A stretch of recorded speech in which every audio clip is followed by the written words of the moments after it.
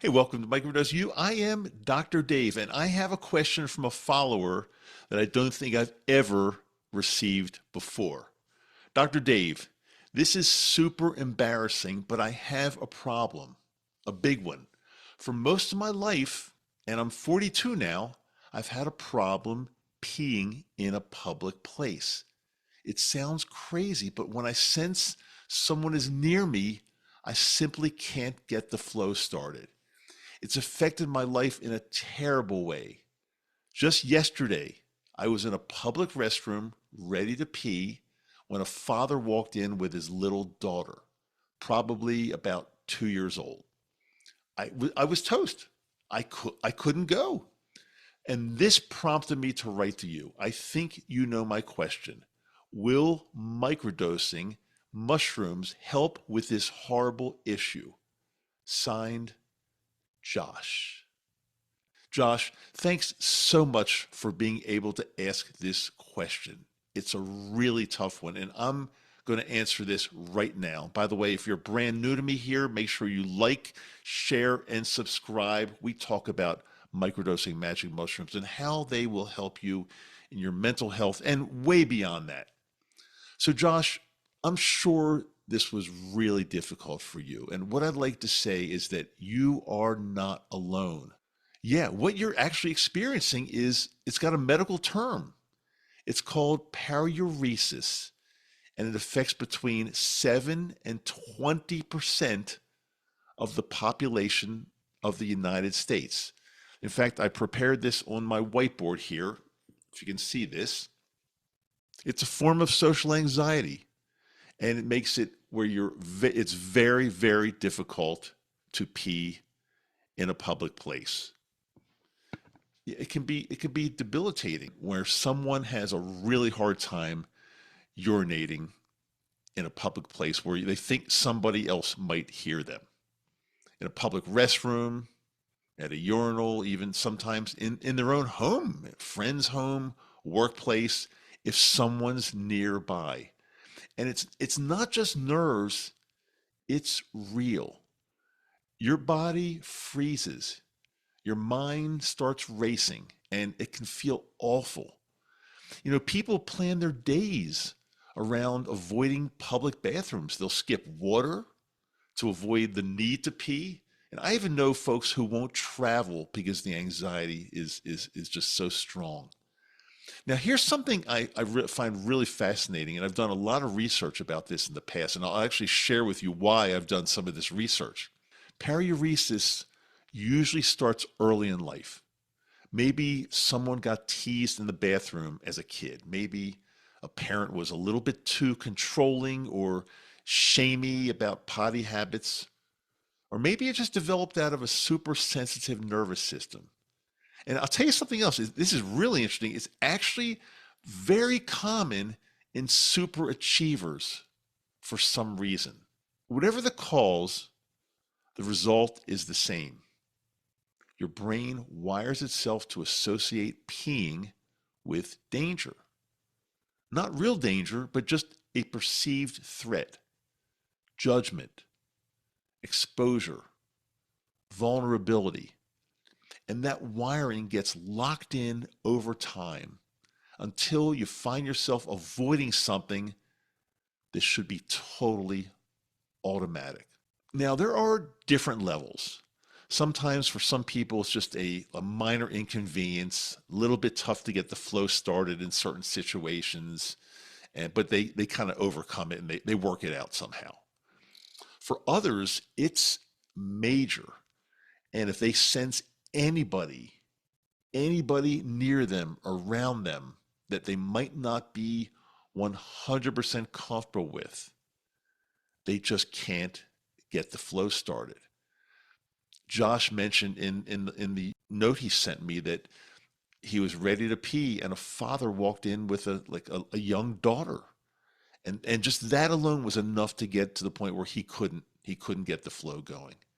It's very, very debilitating for some people, and it's absolutely a form of social anxiety. And I will share this with you. I am no stranger to paruresis. Personal story. I remember this distinctly, back in sixth grade, I was in the bathroom, elementary school. This kid next to me from my class, his name was Kevin Bryant. So I'm in there peeing and he's next to me and he somehow, I guess, heard me peeing and he said something like, "What's going on there? It sounds like Niagara Falls." And he thought that was a very innocent comment, but I think likely that comment actually gave me some form of paruresis in my youth. It made it difficult sometimes in public situations for me to pee because I'm thinking that, am I abnormal? Am I weird? Is something wrong? But no, nothing's wrong with me.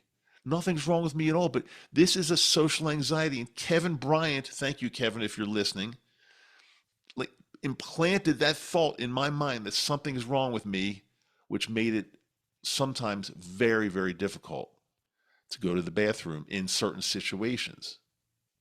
I remember also I was in college. Now, this is many years after the Kevin Bryant incident, but we went to this, it was in Virginia. We went to this big, big outdoor festival. You've probably heard of it in Virginia called Camptown Races. Just a bunch of people, and they had these horse races, and it was just a big, big party disaster. I would never go to a place like that now. But with all these people, they just had several little porta potties. And I remember, I guess they had a men's area and a women's area. I don't remember that exactly, but I'm in the men's area and I'm ready to go up into this little porta potty. And there are probably 4 or 5 of them. And I'm in there starting to try to pee. And this guy right outside my porta potty is screaming inside to me, "Hey, come on, let's go fast, faster, faster. Stroke him on what you're playing with." He's saying these crazy things. And to this day, I remember I couldn't pee. And I don't remember what I ended up doing, but it was terrible. So I'm not a stranger to this, Josh. I know exactly what you're talking about. So let's talk about microdosing. When done correctly, microdosing psychedelics like psilocybin or LSD can help rewire the brain. It promotes neuroplasticity, which is just a fancy word for saying your brain can learn new patterns, healthier patterns. Now, microdosing is not going to magically make you waltz into a crowded bathroom and start peeing like the champ. It's probably not going to do that overnight.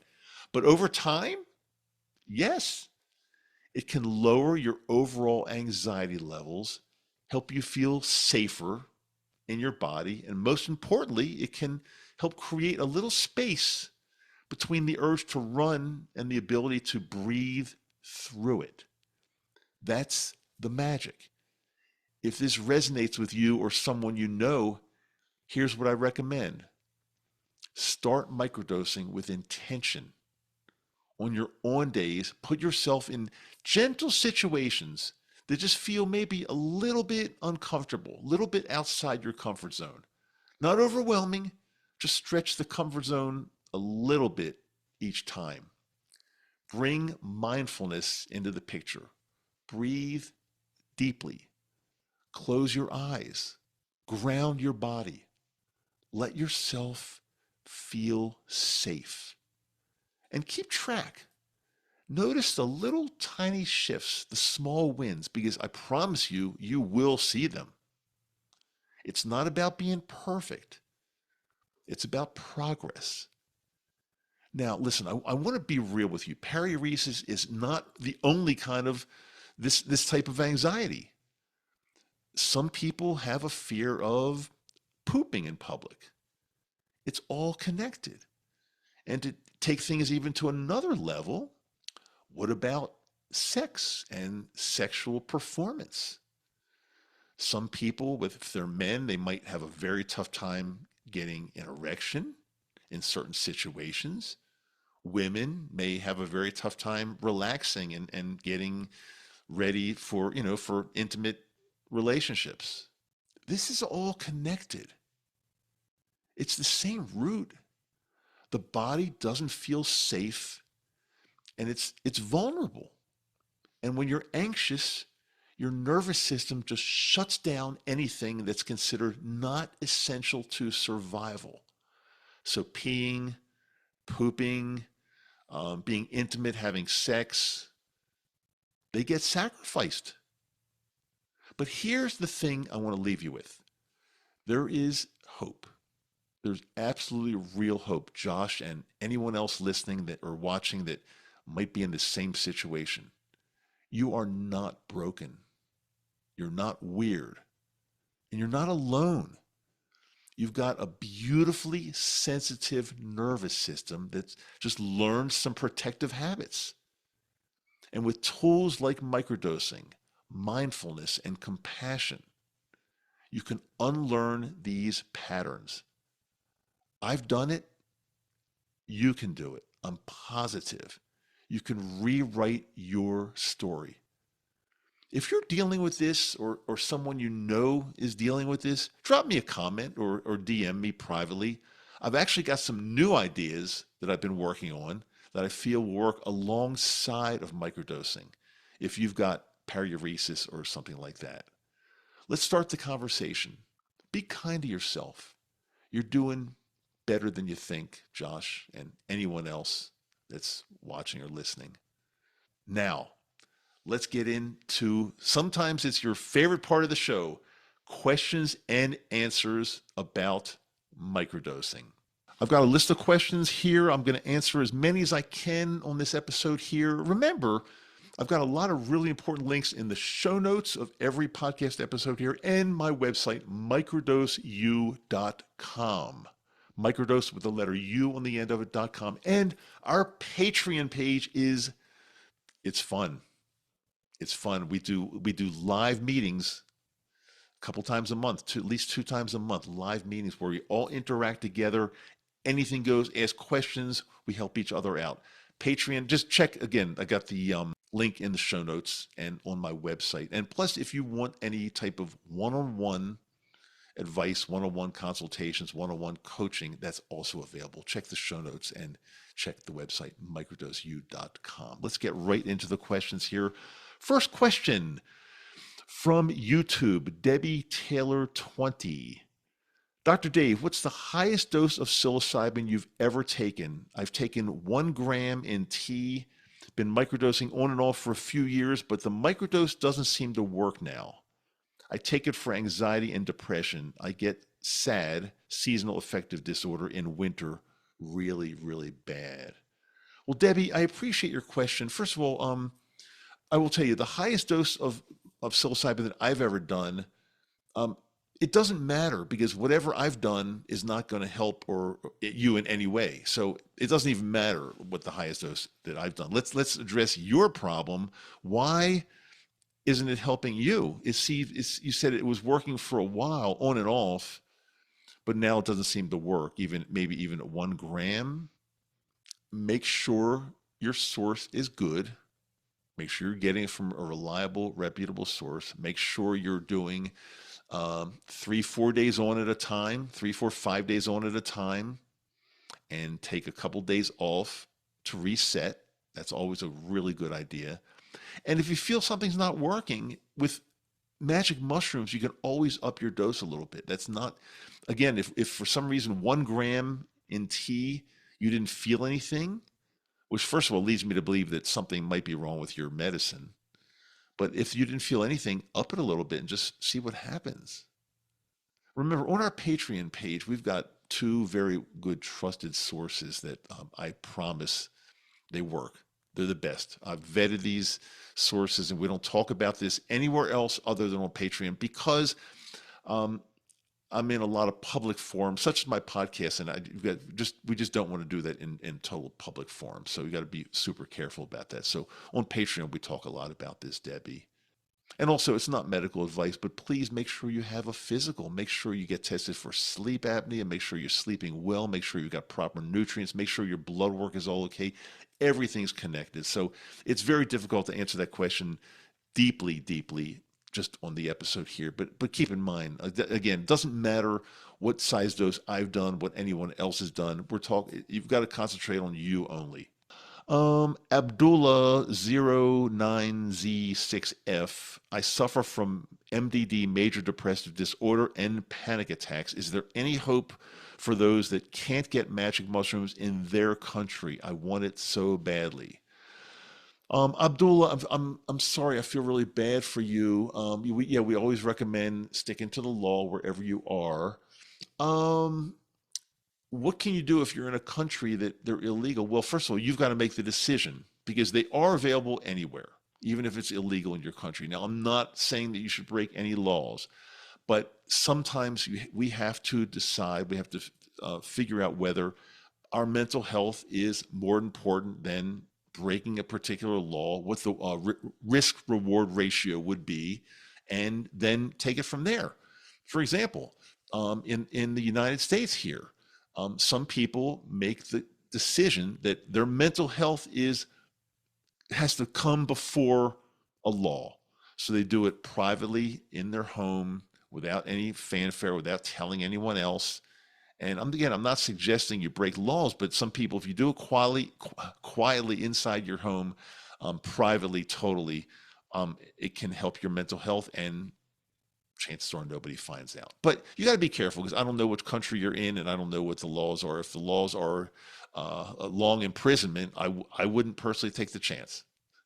But so you got to be super, super careful. Another possibility is, I don't know, this is way out there, move to another country. But although that's oftentimes not very, very easy to do, I totally get that. Abdullah, we're with you. If there's anything I can do to help you, I feel bad, but I can't control the laws in your country. I'm really sorry about that. At Neil Restreim, I feel toxic energy from my friends. Are toxic friends better than no friends at all? Neil, please, no, no. Toxic friends should not be dealt with. In my mind, it would be much better to stay away from toxic friends, spend a lot of time by yourself, journal, do a lot of deep thinking, positive thought, meditation. I've been meditating a lot since my episode with Jordan Power. I've been meditating at 528 hertz every single day. It brings a lot of positive energy into my life. And guess what? You will meet the right kind of people. I promise you. It might not happen overnight, but hanging out with toxic people is just not just not something you want to do. It doesn't add anything to your life. And I would say you drop them. Don't wish them any harm. Just drop a toxic person if they can't change. Drop them and hang out with yourself and figure things out, and you'll feel much better. I promise you. I promise you. Stevie67 Better. My coworker has ADHD but is afraid to try microdosing because he does not want to be dependent on anything and is also afraid of overdosing. Well, guess what, Stevie? Come to the right place. Or I should say your coworker should be watching me and listening to the podcast, watching the podcast, and going to the website, because the good news is psilocybin, magic mushrooms are not, you can't you can't get dependent on them. They're not addictive in any way, shape, or form. And guess what? You can't overdose either. Yeah, you could take too many and go on like a wild, crazy psychedelic trip. You could do that. I don't recommend doing that unless you have the intention of doing that. But no, you can't. They're not addictive. They're very safe. Not addictive. You can't overdose. So please tell your coworker that magic mushrooms could actually be the right thing for them because for these exact reasons. We got another one from I Like to Spoon. I don't want to laugh at anybody's, but I like to spoon. Okay, I get it. Do I need to follow a strict regimen like Stamets or Fadiman for this to actually work? The answer is absolutely not.